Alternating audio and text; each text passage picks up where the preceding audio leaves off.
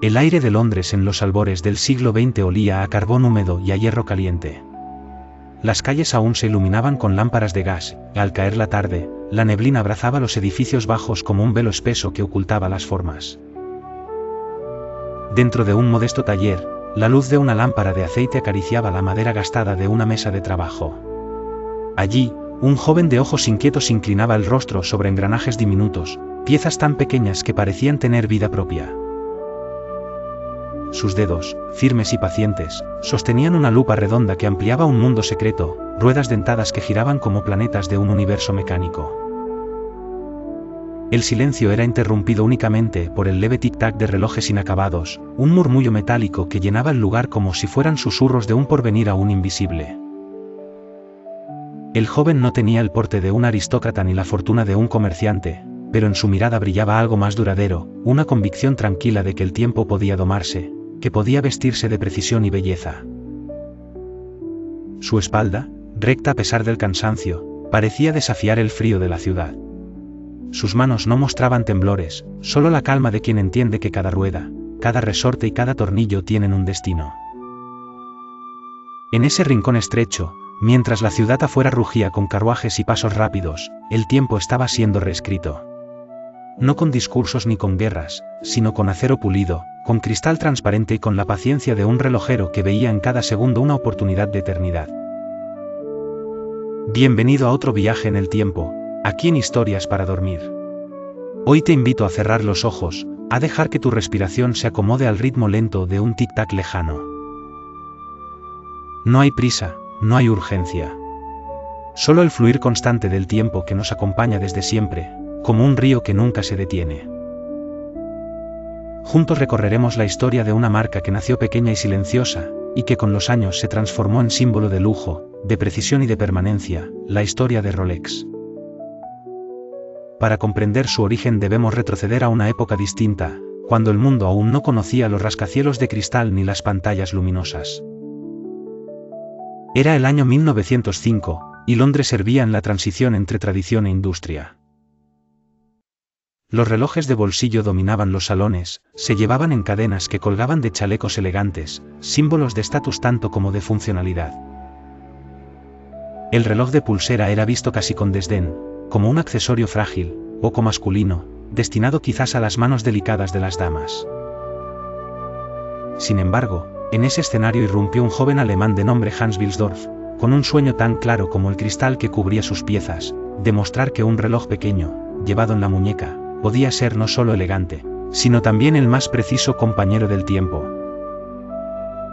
La vida de Wilsdorf había estado marcada por la pérdida y la disciplina. Huérfano desde temprano, encontró en la exactitud de los relojes una forma de ordenar el caos de la existencia. Sus días no eran los de un comerciante superficial, sino los de un hombre que veía en la regularidad del segundero una promesa de estabilidad. Al fundar junto con su cuñado Alfred Davis una pequeña empresa llamada Wilsdorf y Davis, no buscaba vender adornos. Buscaba algo más profundo, cambiar la forma en que la humanidad llevaba el tiempo consigo. Su visión era audaz para la época. No quería que los relojes fueran simplemente objetos para consultar la hora. Quería que fueran símbolos, testigos de aventuras, guardianes de secretos y, sobre todo, piezas de confianza absoluta. En esa búsqueda, se gestó un nombre que resonaría más allá de fronteras y de generaciones. Rolex. Un sonido breve, redondo, universal. Fácil de pronunciar en cualquier idioma, fácil de recordar en cualquier voz. Wilsdorf lo eligió porque, como las agujas de un reloj, debía ser claro y preciso. El nombre se inscribió primero en documentos y después, con trazos delicados, en la carátula de los primeros relojes que llevarían ese sello. Así comenzó una historia que, sin saberlo, transformaría para siempre la relación del ser humano con el tiempo. Pero no todo fue inmediato ni sencillo. En una época en la que los relojes de bolsillo reinaban con autoridad, convencer al mundo de que una pieza tan pequeña, atada a la muñeca, podía ofrecer igual o mayor precisión, era un desafío. Sin embargo, Wilsdorf comprendía que el tiempo no se cambia con discursos apresurados, sino con hechos concretos. Y esos hechos llegaron pronto. En 1910, un reloj de pulsera fabricado por Rolex recibió en Suiza el primer certificado oficial de precisión cronométrica. Un reconocimiento que convertía en realidad lo que hasta entonces parecía un sueño improbable. Poco a poco, los relojes Rolex dejaron de ser accesorios curiosos para convertirse en instrumentos confiables. El mundo, en pleno movimiento hacia la modernidad, comenzaba a entender que el tiempo ya no se llevaría oculto en un bolsillo, sino visible en la muñeca, como un recordatorio constante de que cada segundo importa. Y así, entre engranajes minúsculos y visiones grandiosas, nació una leyenda. Una marca que no solo mide el tiempo, sino que lo transforma en símbolo de permanencia y de logro personal. La historia de Rolex, Hans Wilsdorf. Ese era el nombre que se repetía en el interior de aquel pequeño taller londinense. Su figura, delgada y recta, se movía entre cajones de madera donde reposaban diminutos engranajes, agujas brillantes como alfileres de plata y carátulas aún vacías, esperando la identidad que el tiempo les daría. No había lujos en el espacio, solo una mesa manchada de aceite, una lámpara de gas que parpadeaba con la brisa del invierno y el inconfundible murmullo de los mecanismos inacabados. Afuera, Londres rugía con los carros de caballos y las campanas de las fábricas. Adentro, todo se reducía a un tic-tac que parecía marcar no solo las horas, sino también el destino de una marca que apenas comenzaba. Hans no era un aristócrata ni un rico inversionista. Era un joven huérfano que había aprendido desde temprano a desconfiar de lo pasajero. Para él, la vida había mostrado lo frágil que podía ser la seguridad, y por eso se aferraba con disciplina a aquello que sí podía ser constante, la precisión de un reloj. Al fundar en 1905 la empresa Wilsdorf y Davis junto a su cuñado Alfred Davis, su propósito no era sencillo. En una sociedad dominada por los relojes de bolsillo, la idea de fabricar relojes de pulsera parecía una excentricidad.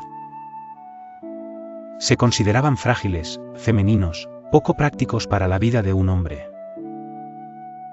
Sin embargo, Hans miraba más allá de las opiniones. Para él, el futuro debía estar en la muñeca. El joven se movía con una calma obstinada. En lugar de tratar de convencer con discursos, dejó que fueran sus relojes quienes hablaran. Sabía que la verdadera revolución no llegaría con palabras, sino con un segundero que nunca se retrasara. Poco a poco, los modelos que salían de su taller empezaron a ganarse la confianza de clientes atentos. Cada pieza llevaba dentro la obsesión de Wilsdorf: precisión, fiabilidad, elegancia. Para él, un reloj no debía ser solo una máquina que marcara horas, debía ser un compañero de vida, capaz de resistir el desgaste de los días. Fue en 1908 cuando la marca adoptó oficialmente un nombre que sería eterno: Rolex. La palabra corta, clara, parecía un susurro en el aire, pero con la fuerza de algo inolvidable. Wilsdorf había buscado un término que pudiera pronunciarse sin dificultad en cualquier idioma, y que además quedara perfecto en la esfera reducida de un reloj. Rolex no necesitaba adornos. Bastaba con su sonido redondo, con ese eco de precisión y sobriedad. La apuesta no tardó en rendir frutos.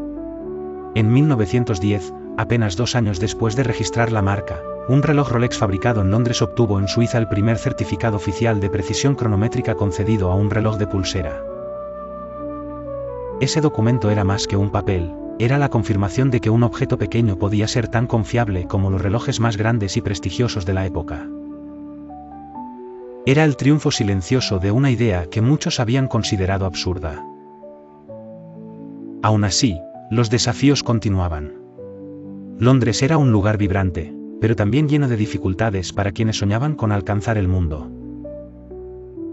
Los relojes de bolsillo seguían dominando, y los prejuicios sobre la fragilidad de los relojes de pulsera no desaparecían fácilmente. Sin embargo, Hans no se desanimaba. Su estrategia era paciente, como el ritmo de un segundero: cada giro, cada vuelta, lo acercaba un poco más a su meta. En 1914, otro logro marcó la diferencia. Un reloj de pulsera Rolex recibió el certificado de precisión de clase A otorgado por el Observatorio de Kew, un reconocimiento que hasta entonces solo se había concedido a cronómetros marinos. Este hecho consolidó definitivamente la idea de que los relojes de muñeca podían ser instrumentos de precisión, y no simples adornos. El ambiente europeo, sin embargo, estaba por cambiar. El continente se agitaba con tensiones políticas y militares que desembocarían en la Primera Guerra Mundial.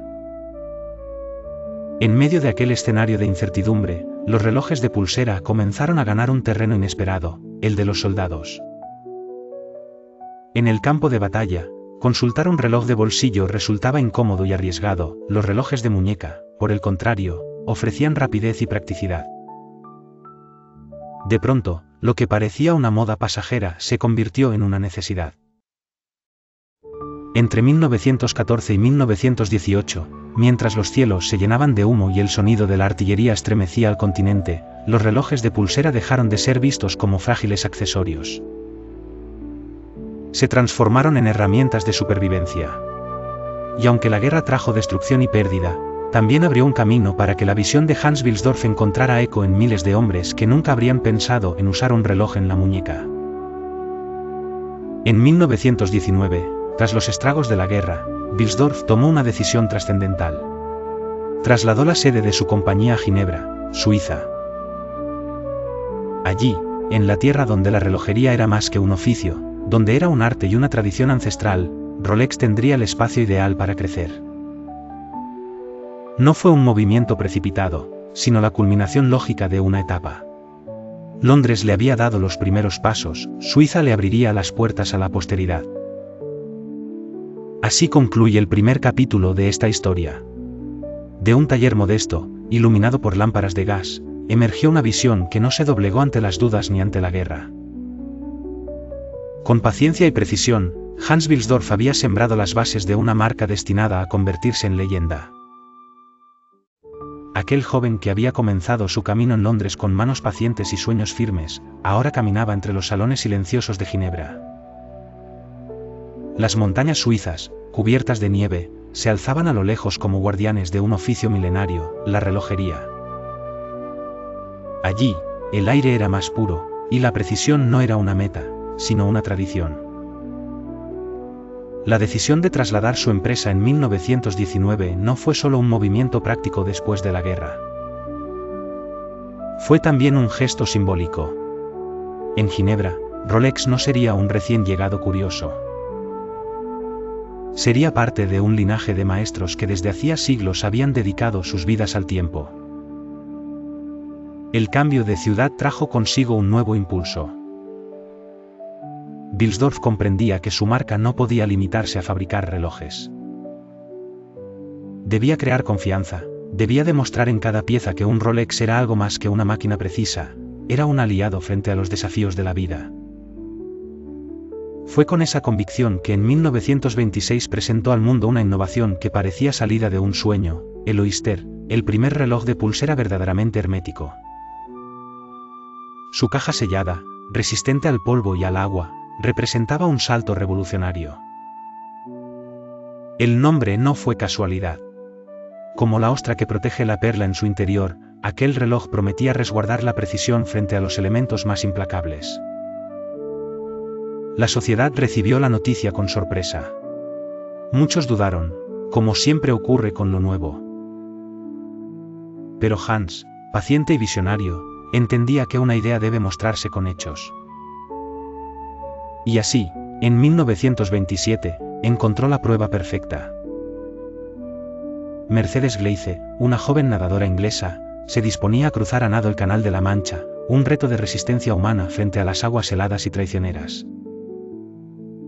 En su muñeca llevaba un Rolex Oyster. Cuando emergió después de largas horas de lucha contra las corrientes, el reloj seguía funcionando con absoluta precisión. Aquella imagen, publicada en periódicos, no necesitó palabras. El Oyster había demostrado, en las condiciones más adversas, que la confianza de Rolex no era una promesa vacía, sino un hecho comprobado. Aquel episodio marcó un antes y un después. De pronto, la marca comenzó a asociarse no solo con precisión, sino también con aventura, con superación y con la capacidad de resistir donde otros objetos fallaban. Rolex dejó de ser un reloj más para convertirse en símbolo de fiabilidad. Pero Wilsdorf no se detuvo allí. En 1931 presentó otra de sus grandes aportaciones, el mecanismo perpetual, un sistema de rotor automático que permitía cargar el reloj con el simple movimiento de la muñeca. Ya no era necesario girar la corona con regularidad. El reloj se alimentaba de la propia vida de quien lo llevaba. Cada gesto, cada paso, cada movimiento cotidiano se transformaba en energía. Una idea tan simple y tan natural que parecía magia, pero que en realidad era la culminación de años de ingenio y perfección mecánica. Mientras tanto, el mundo alrededor de Rolex cambiaba a un ritmo vertiginoso.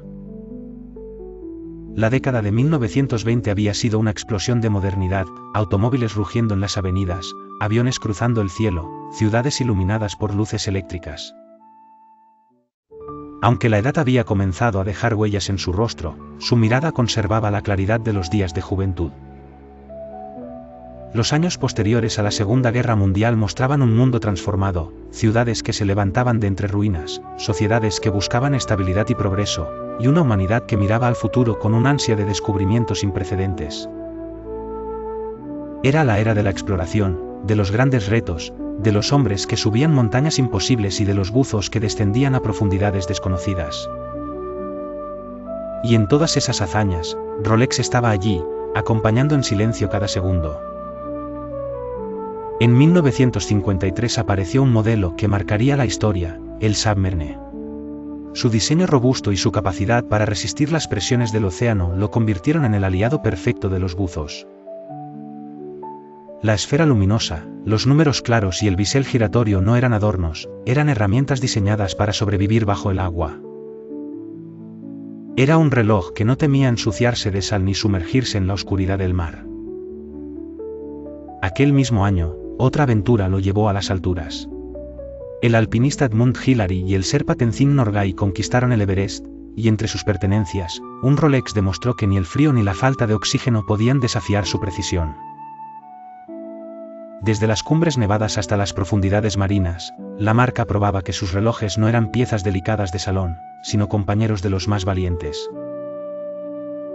Esa década también vio el nacimiento de un reloj distinto, un símbolo de poder, el Day-Date de 1956. Fue el primero en mostrar de manera completa no solo la fecha, sino también el día de la semana en la carátula. Un detalle sencillo, pero profundamente simbólico. No era ya solo la medida de horas, era también el mapa de los días. Su diseño elegante, disponible en metales preciosos, pronto lo convirtió en el favorito de líderes y presidentes. Tanto, que se ganó un sobrenombre que aún hoy lo acompaña, el reloj de los presidentes. Los años 60 y 70 reforzaron este vínculo entre Rolex y la élite. No se trataba únicamente de políticos y mandatarios, sino también de exploradores, científicos y artistas. Cada modelo parecía encontrar un lugar natural en la muñeca de quienes dejaban huella en el mundo. El GMT Master, por ejemplo, nació como respuesta a las necesidades de los pilotos de aerolíneas internacionales que cruzaban continentes y usos horarios. Con su doble zona horaria, se convirtió en un emblema de la era dorada de la aviación. En los mismos años, otro modelo, el Cosmograph Daytona, comenzó a brillar en el mundo del automovilismo.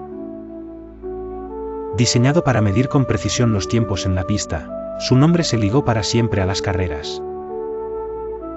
Y con el tiempo, alcanzó una aura mítica gracias a la muñeca de Paul Newman, actor y piloto, que lo transformó en un objeto de deseo incluso fuera del circuito. Lo que hacía especial a Rolex no era solo la innovación, sino la manera en que cada reloj parecía encontrar su lugar en una historia más grande. El Submarine en el océano, el GMT en los cielos, el Daytona en la pista, el Day-Date en los salones de poder. Cada modelo era un reflejo de los sueños humanos: explorar, conquistar, liderar, competir. Y al mismo tiempo, eran piezas que permanecían serenas, ajenas a la ostentación exagerada. Hans Wilsdorf no vivió para ver todo el despliegue de esa grandeza, pero dejó sembrada la esencia de lo que Rolex debía representar, un legado de precisión y confianza. Tras su muerte en 1960, su espíritu siguió guiando la compañía. El control pasó a la Fundación Hans Wilsdorf, asegurando que la marca mantuviera su independencia y su compromiso con una visión a largo plazo, más allá de los intereses inmediatos. En esos años, Rolex dejó de ser únicamente un reloj de precisión para convertirse en un mito cultural. Desde las revistas hasta las películas, desde las muñecas de exploradores hasta las de actores, la marca empezó a brillar como un símbolo que no dependía de modas pasajeras. Era algo más profundo, una sensación de permanencia en un mundo en constante cambio. Wilsdorf ya no estaba en el mundo, pero su visión había quedado intacta, resguardada como un tesoro en la fundación que llevaba su nombre. Los años 80 abrieron una nueva etapa. El planeta respiraba modernidad, rascacielos de vidrio en Nueva York, luces de neón en Tokio, computadoras que empezaban a transformar la vida diaria. En medio de ese vértigo tecnológico, Rolex permanecía sereno, con la calma de una aguja que avanza sin detenerse. La marca no necesitaba competir con la velocidad del mundo digital, su fuerza estaba en algo más profundo, la permanencia. En esas décadas, los relojes Rolex se consolidaron como símbolos de éxito personal. El Daytona, ligado para siempre a la figura de Paul Newman, comenzó a ser codiciado no solo por su precisión, sino por la historia que representaba. Cada pieza, con su bisel y sus esferas, se convirtió en objeto de colección, alcanzando valores impensados en subastas y vitrinas. El Submarine, con su diseño sobrio y resistente, se transformó en una leyenda del buceo, pero también en un icono cultural, inmortalizado en la muñeca de James Bond en el cine. Rolex no se apresuró a cambiar con la llegada de los relojes digitales ni con la irrupción de nuevas modas. Mientras muchas marcas se debatían entre lo clásico y lo moderno, Rolex mantuvo su esencia. Su respuesta no fue la de la urgencia, sino la de la paciencia. Cada modelo seguía naciendo con la misma premisa: precisión, resistencia y sobriedad. Esa constancia lo convirtió en un refugio en medio de un mundo acelerado. La marca comenzó a estar presente en escenarios cada vez más diversos. En el deporte, su nombre se ligó a torneos de tenis, competencias de golf, carreras de automovilismo y regatas en mares abiertos. En la cultura, sus relojes aparecían en la muñeca de artistas, músicos y empresarios. Un Rolex no era simplemente un objeto costoso, era un lenguaje silencioso que decía: he llegado hasta aquí, y este reloj lo confirma. La esencia de Hans Wilsdorf seguía latente en cada detalle. Él había concebido Rolex como un compañero de vida, no como un adorno efímero. Y eso se reflejaba en la forma en que sus relojes atravesaban generaciones. Muchos se heredaban de padres a hijos, como si fueran llaves de un legado invisible. La robustez de sus mecanismos y la sobriedad de sus diseños permitían que un mismo reloj pudiera acompañar a un hombre en su juventud y luego seguir marcando las horas en la muñeca de su descendencia. Incluso en tiempos recientes, cuando los relojes inteligentes comenzaron a dominar el mercado con pantallas brillantes y funciones digitales, Rolex permaneció en su propio carril, sin competir en la inmediatez tecnológica. Su secreto estaba en otro lugar: no vendía solo relojes, vendía un símbolo de trascendencia. Quien adquiría un Rolex no buscaba alarmas ni aplicaciones, sino la certeza de que llevaba en su muñeca un fragmento de historia. Hoy, en pleno siglo XXI, la corona de Rolex sigue siendo reconocida en cualquier rincón del planeta. Sus modelos más clásicos, como el Submarine, el Daytona, el Deidate o el GMT Master, continúan siendo referentes de diseño y precisión.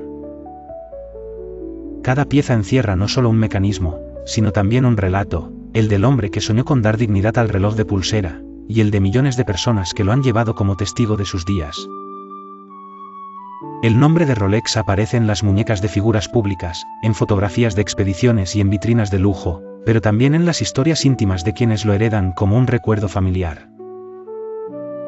Esa es la paradoja de la marca: Puede ser a la vez un objeto exclusivo, al mismo tiempo, un símbolo universal. Porque más allá del oro, del acero o de los diamantes, Rolex representa lo que Hans Wilsdorf imaginó desde el principio, la idea de que el tiempo puede medirse con nobleza. En un mundo que cambia a cada instante, donde la velocidad parece gobernarlo todo, Rolex se ha mantenido fiel a la serenidad del tic-tac. Hans Wilsdorf. Su nombre quedó grabado en el silencio del tiempo, como el eco de una campana que nunca se apaga. Aquel joven huérfano que se inclinaba sobre engranajes diminutos en un taller londinense había logrado lo que parecía imposible, transformar un objeto cotidiano en un símbolo eterno. Lo que empezó con un sueño paciente, con la obsesión por la precisión y la fe en la constancia, terminó convirtiéndose en una marca reconocida en todo el planeta. Rolex no nació del ruido, sino de la calma, no del azar, sino de la disciplina. Hoy, al mirar un reloj de la marca, no se observa solo el brillo del metal ni la exactitud de las agujas. Se contempla un legado. Cada tic-tac lleva consigo fragmentos de historia, las montañas que Edmund Hillary escaló, los océanos que exploradores atravesaron, las cabinas de pilotos que cruzaron cielos infinitos. Las carreras que midieron segundos imposibles, y los escritorios de líderes que marcaron decisiones con la seguridad de un Rolex en la muñeca. Cada modelo es testimonio de una época, pero también de un espíritu que ha sabido permanecer. Rolex no es un simple accesorio de lujo. Es una forma de entender el tiempo. Mientras el mundo corre detrás de la velocidad, esta marca recuerda que lo valioso no está en lo fugaz, sino en lo perdurable. Su éxito no radica en la ostentación, sino en la discreción. No grita, susurra. No presume, acompaña. Y es precisamente esa calma la que lo ha convertido en un mito. Imagina ahora el sonido suave de un segundero en la oscuridad de la noche. Cada movimiento es exacto, cada instante sucede sin retraso. Ese ritmo acompasado se parece al latido del corazón, a la respiración que nos recuerda que estamos vivos. Un Rolex en la muñeca no interrumpe ese fluir, lo acompaña, lo mide, lo dignifica. Es un guardián silencioso del tiempo que nos toca vivir. La historia de Rolex es, en el fondo, la historia de cómo los seres humanos buscamos permanencia en un mundo que siempre cambia. Desde un taller modesto en Londres hasta los escaparates más distinguidos de Ginebra, desde las cumbres nevadas hasta los fondos marinos, la marca ha demostrado que la verdadera fuerza no está en imponerse al tiempo, sino en caminar a su lado con serenidad. Quizás esa sea la lección más profunda: el tiempo, aunque implacable, puede ser vivido con dignidad. Y Rolex, con su corona dorada, no representa únicamente un reloj. Representa la posibilidad de convertir lo efímero en eterno, de llevar en la muñeca no solo un mecanismo, sino una historia que trasciende generaciones. Así, mientras cierras los ojos y escuchas en tu interior ese tic-tac imaginario, recuerda que cada segundo es un tesoro. Rolex nos lo ha mostrado desde hace más de un siglo: el tiempo no es enemigo, sino compañero. Y en esa compañía silenciosa, entre la calma de las horas y la memoria de los días, la verdadera trascendencia se encuentra.